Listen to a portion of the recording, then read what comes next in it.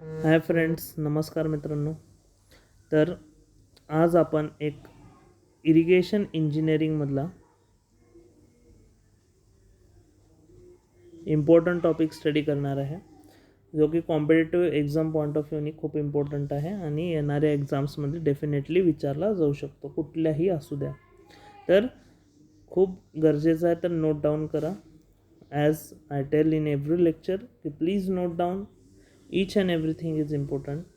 तर आपण बघणार आहे आज पार्ट रिव्हर ट्रेनिंग.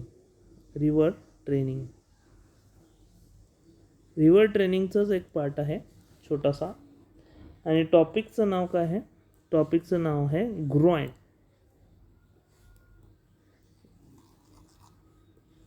तर ग्रॉइन काय आहे? हे ग्रॉइनलाच पहिलं नाव होतं ग्रॉइन, मग त्याचं नाव पडलं लेट 16th सेंचुरीला ग्रॉइन. तर हे असे स्ट्रक्चर आहेत, हायड्रॉलिक स्ट्रक्चर्स असतात. ह्याला काय म्हणायचं? एक हायड्रॉलिक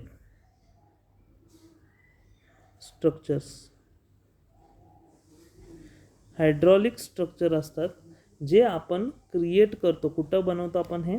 एक तर रिव्हरच्या किनारी किंवा नदीचा किनारा म्हणतो ना, नदीचा किनारा. रिव्हर बँक म्हणतो आपण त्याला, बँक. नदीच्या किनाऱ्याला आपण काय म्हणतो? River bank. किंवा एक असतो सी शोर, सी किंवा समुद्र म्हणा, समुद्राचा किनारा, सी शोर, त्या किनारी बांधतो आपण. किंवा नदीच्या किनारी रिव्हर बँक म्हणा. अशा किनाऱ्यांवर का बांधायचं आपल्याला हे स्ट्रक्चर? जिथं सॉईल आहे, बघा, कुठलाही किनारा घ्या, नदीचा घ्या किंवा समुद्राचा घ्या, किंवा नदीचा घ्या, काय तिथं फ्रेंड्स? तिथं सॉईल आहे. सॉईल काय होती? हे जे पार्टिकल्स असतात ते पाणी कॅच करून त्या पाण्याबरोबर फ्लो होतात. जसं आपण कॅनल डिझाईनमध्ये लेसी कॅनडीज थिअरीमध्ये पण बघितलं, सिल्टिंग कसं होतं आहे, स्कॉरिंग कसं होतं आहे, आणि नो सिल्टिंग नो स्कॉरिंगसाठी काय करायचं, हे आपण सगळं शिकलेलं. तर सॉईल जे पार्टिकल्स जे आहेत ते पाण्याचं प्रेशर जे आहे, वॉटर प्रेशर म्हणतो, वॉटर प्रेशर किंवा वेव्ह प्रेशर, हे सहन करू शकत नाहीत. आणि त्यामुळे हे छोटे छोटे पार्टिकल्स काय होतात? त्याबरोबर व्हायला लागतात. आणि त्यालाच काय म्हणतो आपण? इरोजन म्हणतो आपण. तर हे इरोजन असेल किंवा त्यामुळे क्रिएट होणारी जी पायपिंगची कंडिशन म्हणतो, हे सॉईल मेकॅनिक्समध्ये आपण शिकलेलो आहे की पायपिंग काय, पायपिंगची जी कंडिशन आहे, इरोजन आहे, आणि वेव्ह प्रेशर जे डेव्हलप व्हायला लागलं, हे कमी करायला लागेल आपल्याला. नाहीतर मग पूर्ण हा किनारा जो आहे, हा बघा साईडला दाखवलेला आहे, सँड आहे, सँड पार्टिकल्स. आणि हे जे कन्स्ट्रक्ट केलं आहे ते काय आहे? तर हेच जे स्ट्रक्चर आहे, हे आपला जी रिव्हरचं फ्लो आहे तो ट्रेन करतो, त्याला स्टॉप करतो इथं पोचण्यासाठी, आणि ह्या पार्टिकल्सला प्रोटेक्ट करतो, किंवा आपण ह्या बँकला प्रोटेक्शन देतो. सपोज हे गार्डचं काम करतो, असं लक्षात ठेवूया आपण, की जसं वॉचमॅन असतो प्रत्येक घराला, तसं ह्या सी शोरचा किंवा समुद्र किनाऱ्याचा हा वॉचमॅन आहे, त्याला म्हणतो आपण ग्रॉइन. काय करणार आहे? हा गार्डचं काम करणार आहे, ह्याला प्रोटेक्ट करणार आहे. तर प्रोटेक्शन तर 100% देणारच आहे. आणि सॉईल इरोजन असेल, पायपिंग असेल आणि वेव्ह प्रेशर असेल, हे सगळं स्टॉप करायची क्षमता ह्या ग्रॉइनमध्ये. तर हे दिसतं आहे स्ट्रक्चर कसे असतात. सपोज ही रिव्हर आहे, ह्या रिव्हरचं हा पार्ट समजा मी म्हणलं हा अपस्ट्रीम सेक्शन आहे आणि हा आहे डाऊनस्ट्रीम सेक्शन. तर आपण काय करतो? ह्याला परपेंडिक्युलर कन्स्ट्रक्ट करतो. परपेंडिक्युलर इथं जसं दाखवलेलं आहे की परपेंडिक्युलरली कन्स्ट्रक्ट केलेलं आहे, किंवा आपण त्याला कन्स्ट्रक्ट करतो ऑब्लिक वेने. हे ऑब्लिक किंवा परपेंडिक्युलर. तर ऑब्लिकमध्ये दोन प्रकार आहेत. ऑब्लिकमध्ये फ्रेंड्स दोन प्रकार आहेत. ऑब्लिकमध्ये काय होतं, आपण एका अँगलला प्लेस करतो, एक अँगल देतो त्याचा.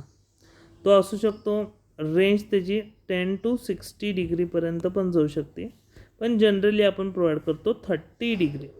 हे लक्षात ठेवा मित्रांनो, विचारलेलं आहे बेस्ट किंवा जनरल अँगल, नॉर्मल अँगल असतो 30 डिग्री, इथं पण 30 डिग्री.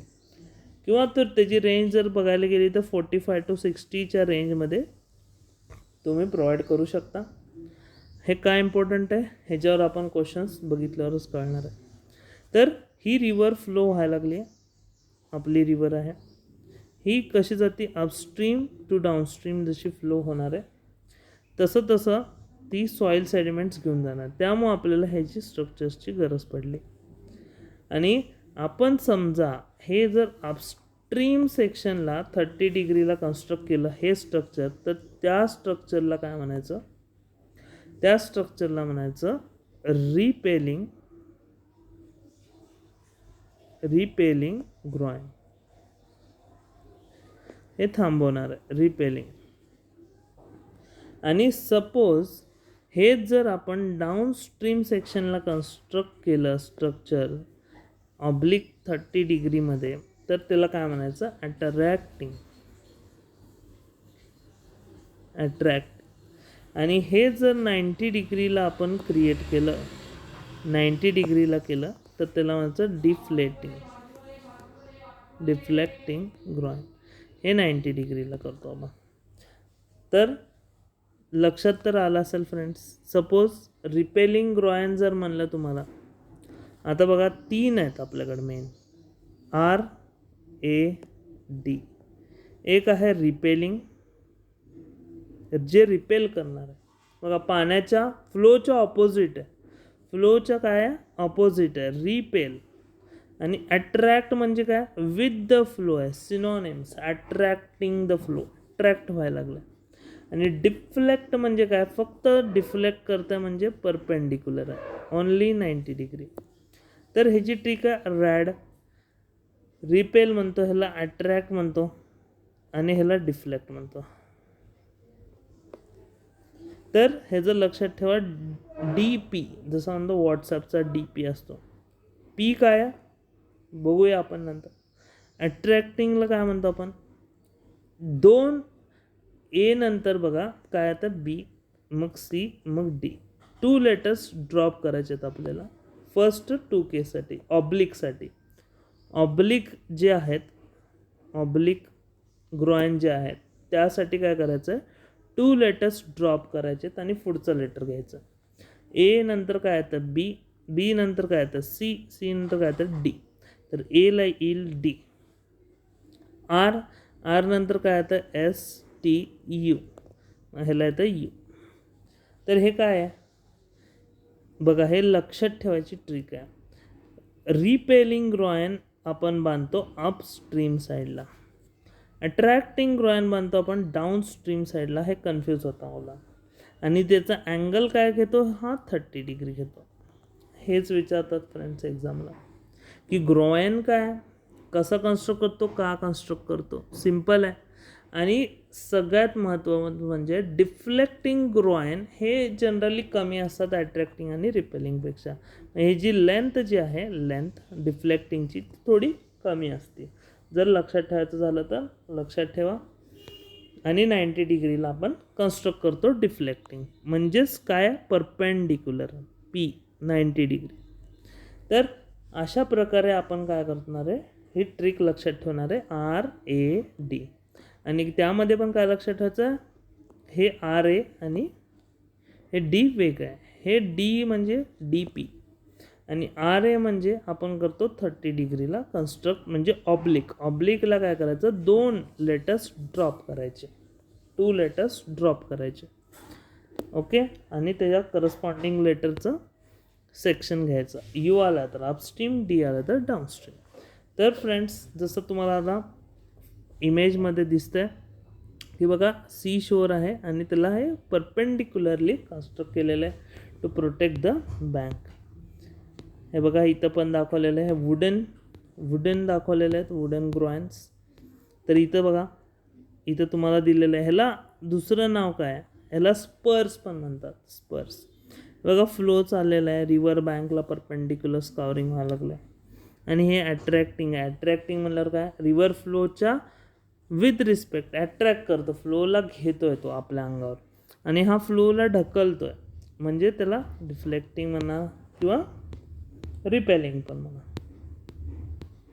तर बघा, रिपेलिंग रोहन जनरली इथं अँगल 60 to 80 डिग्री घेतो आपण, आणि अट्रॅक्टिंगला जे अँगल घेतो ते 45 to 60 डिग्री घेतो. पण जनरलमध्ये मी म्हणतो, जनरलमध्ये जर ऑप्शन नसतील असे 45 to 60, रिपेलिंगला 60 to 80, तर तुम्ही 30 डिग्री टिक करू शकता नॉर्मली.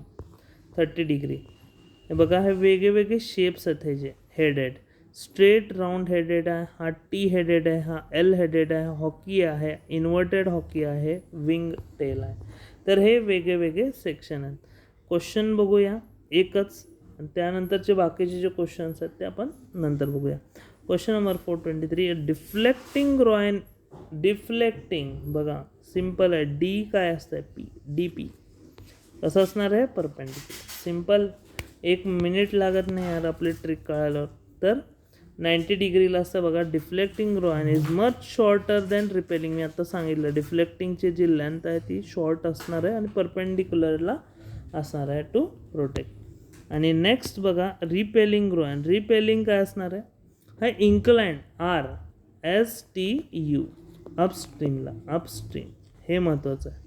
हेच कन्फ्यूज होतात मुलं की अपस्ट्रीम डाऊनस्ट्रीम. खूप क्लोज ऑप्शन दिले की प्रॉब्लेम होतो. त्यामुळं ट्रिक्स गरजेचे आहेत, आणि ट्रिक्स नोट करा आणि स्टडी करा फ्रेंड्स. अशा प्रकारे आपण आजचा लेक्चर संपूया. आणि please study hard, study well, exams are coming soon. Thank you for listening.